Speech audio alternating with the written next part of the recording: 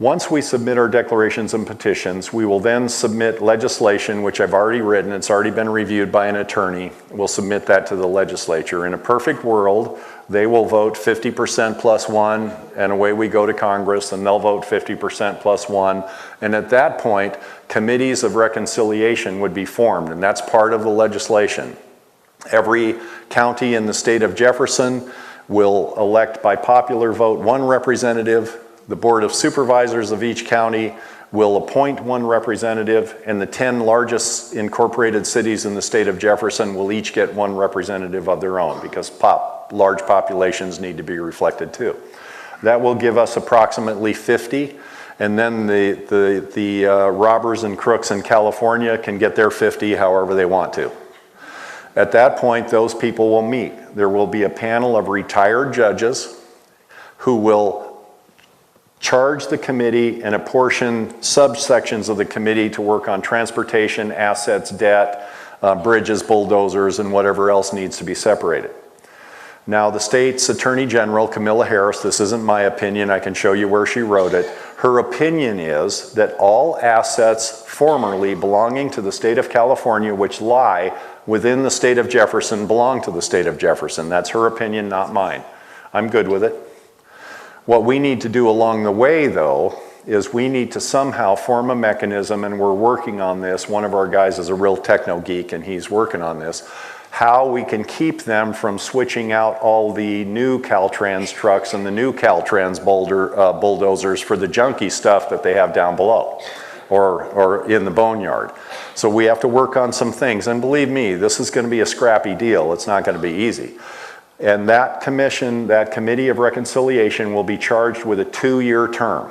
At the end of 2 years, anything not resolved will go to binding arbitration, 2 members selected by Jefferson in whatever manner we deem, and 2 members selected by the robbers down south, and they can do whatever they want to get there too.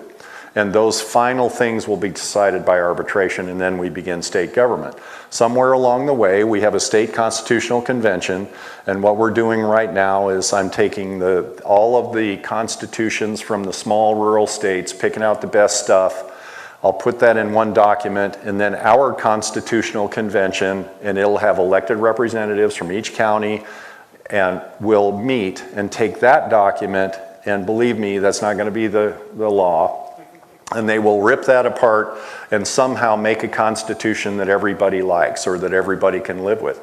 And the point of our Constitution is, California's Constitution has been amended 522 times in 164 years. It is what E. Dodson Wilson calls, and he's the state parliamentarian for about 4 decades. He wrote a book about it, actually. It's very interesting. He said the California Constitution is the joke of the legal world, and it is everything a constitution ought not to be.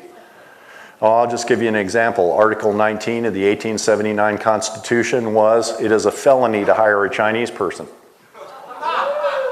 That was on the books until 1952.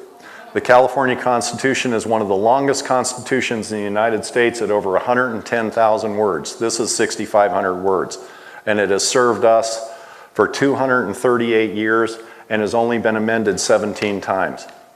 And it's the greatest nation on earth because of this. And the California Constitution is this. Did you know we had a constitutional committee in California? That is a body that was appointed originally, I believe, by Pete Wilson, and their task was to shorten the California Constitution. He gave them the power to alter the California Constitution without the benefit of the legislature or of you. And they're out there changing the document. And nobody even knows about them, much less can stop them. But I read certain articles. Have you ever read the California Constitution? That's kind of a silly question. Not very many people have. I read it once just to see if I could. Boy, that is a labor. It talks about school busing and all kinds, and prisoners' rights to sue and all kinds of stuff that should be codified in health and safety codes or government codes, or quite frankly, nowhere at all. But E. Dodson Wilson was right. The California Constitution is a joke of the legal world. It's absolutely a travesty of justice, and it's being perpetrated on you. I had a run-in with a fish and game guy.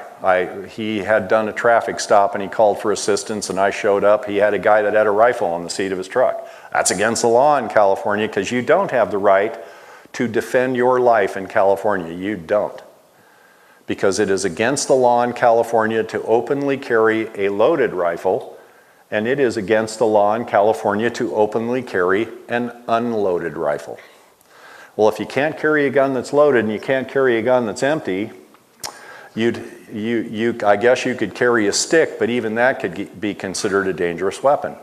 So you don't have the right of self-defense in California. Well, anyway, I showed up and I knew this guy and he was yelling at this guy about his gun and I said, "Hey, Beck, have you ever read the Constitution?" He said, "Sure I have." And I said, "No, you haven't."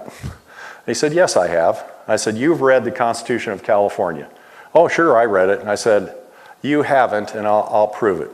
"What's the first line in it?" I don't want to, in fact, what are the first 3 words in it? He couldn't answer me, and I said, "Declaration of Rights." I'll bet you very few people, and I'm not trying to insult you, but I'll bet you very few people in this room know that. Because it is a horrible document and no one reads it. And if we can't define our liberty, as Chris Ann Hall says, how can we defend it? And if we can't define tyranny, how can we defeat it? It's up to all of us to educate ourselves. Once we submit our legislation for state split, it is bloody likely, I don't even need a show of hands for this, how many people think we're going to be ignored at the state level? Okay, a lot, and probably everybody should. Because what we want to do is form a constitutional republic where every single county has a state senator and no county can be rounded down so that they don't have representation in the assembly. Every county will have at least one assembly person as well.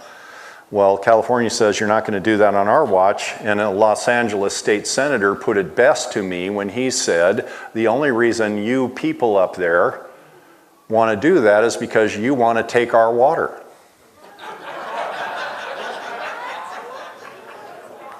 Yeah, my sentiments exactly, and he was dead. I'm telling you what, you don't understand. These guys are dead serious about this. Shasta Dam is holding Los Angeles' water. The Sacramento River, that is the water that belongs to Los Angeles. And they are dead serious about it, probably Coop, they are dead serious about that. So that's one of the things that we need to defeat, and it's nothing more than a sales job, and I believe we can do it. If not in the legislature, we'll do it in court. So if we submit our legislation and it's rejected, out of hand, doesn't make it out of committee, we're ignored, then we go to Plan B, which is to sue the state of California for dilution of vote and lack of representation, and we can certainly prove that. And if they reject our petition without even reading it, without even looking at it, without even giving it a 10-minute hearing in committee, guess what they've done? They have made our case for us. Federal challenges require 3 things to be true. First of all, you have to have asked for something. And we're asking for representation. That gives primary jurisdiction to federal courts because we are accusing a state of bad behavior. That puts the ball in the federal court immediately. We get this out of state court because Sir Thomas Cook said that all courts are corrupt. They're corrupt by their very nature because the judge knows who signs his paycheck. Would we get a fair hearing in a state court? Absolutely not, because the governor signs that guy's paycheck. Thomas Jefferson and James Madison and Alexander Hamilton, the original big government guy in Federalist 78, he said that the courts are by nature the weakest branch of government because they have no power of enforcement that belongs to them exclusively. And however, if the judicial branch of government is successful in combining itself with any one or 2 of the other branches, it becomes all powerful and liberty will be lost. Well, if the judicial branch of the state of California knuckles to the will of the executive, now all of a sudden they have the weight of 2/3 of California's government, and since the legislature is absolutely without backbone and spine, the court in California now becomes all 3 branches of government, and there is no government to interpose between us and the people, between our Constitution and the people, between our government and the people. So now we have the federal government lined up to take our stuff, and the state government turns around and faces the people, and they want to take our stuff too. And that's the end of interposition, because what is our government supposed to do? Secure liberty. And what if they fail to do that? Now we have no one standing between us and the wolves. So we must resort to a well-known principle in law called self-help. If the government fails to do its job, we have the right to alter or abolish it. What we will do then is sue the state for lack of representation and dilution of vote. We have 3 attorneys. We're raising money. And our attorneys, one of whom has won cases in front of the United States Supreme Court, really like what we're doing. And California, quite frankly, is playing straight into our hands. Every unconstitutional act they make, every time they snub us, every time they ignore us, they simply make our case for us.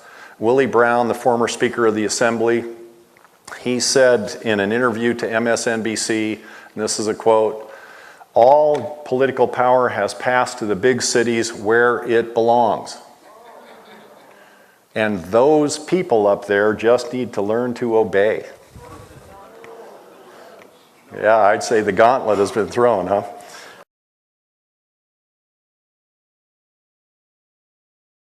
Once we have our court case going, then it will simply be a matter of winding through the Ninth Circuit. And the interesting part of this legally is that the Ninth Circuit can do no wrong here. Wow, that's a concept, right? Most communist court in California can't, or in the United States, can't do any wrong. The reason is because if they give us what we want, California is going to appeal. Primary jurisdiction after the appellate court goes right to the Supreme Court in voter dilution cases. Because liberty is why this country was founded. And the court does know certain things in their dim little memory. They do know a few things. If the Ninth Circuit fails to give us what we want, we appeal to the United States Supreme Court. If they give us what we want, California is going to appeal to the Supreme Court anyway, because the last thing on earth they want you to have is liberty.